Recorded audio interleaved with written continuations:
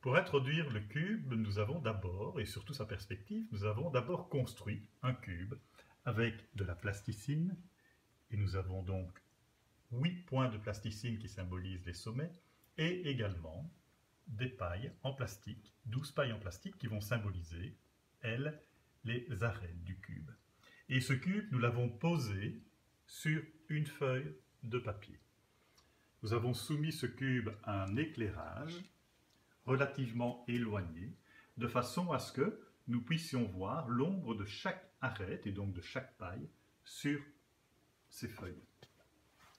Alors ce que nous allons faire, c'est repérer les sommets sur la feuille de papier, un premier, un deuxième, un troisième et un quatrième. Voilà les sommets qui viennent de la face supérieure. Et ne pas oublier de repérer les sommets de la face inférieure. Un premier sommet, un deuxième sommet, le troisième, et pour finir, le quatrième. Nous avons donc maintenant des repères sur cette feuille de papier et nous allons prendre le temps de tracer les arêtes qui joignent ces différents sommets. Voilà, le travail est fini. Nous avons retracé les différentes arêtes qui passent exactement sur les ombres du cube. Alors pour faciliter votre compréhension, on va enlever le cube et on voit donc la perspective cavalière du cube. La face avant du cube est symbolisée par les arêtes noires.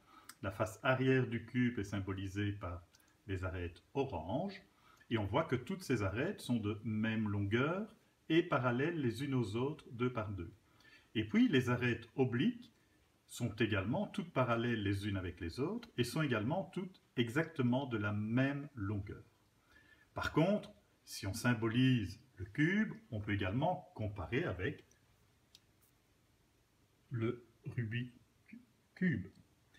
Et on voit que certaines faces sont visibles et d'autres ne sont pas visibles. C'est ce qu'on va devoir vérifier ici sur le dessin, et on se rend compte que certaines arêtes ne sont pas du tout visibles. Voilà le cube tel qu'il est représenté. Alors, les arêtes qui sont cachées sont l'arête orange à l'arrière. Voilà, on va donc la mettre en pointillé. L'arête orange horizontale à l'arrière est bien entendu invisible également. Et l'arête gauche en oblique est également invisible. C'est la raison pour laquelle on la place également en pointillé. Voilà notre perspective cavalière du cube. Il suffit donc de dessiner la première face aux dimensions réelles, de tracer ensuite des obliques de même longueur et parallèles entre elles, et de joindre les sommets ainsi trouvés.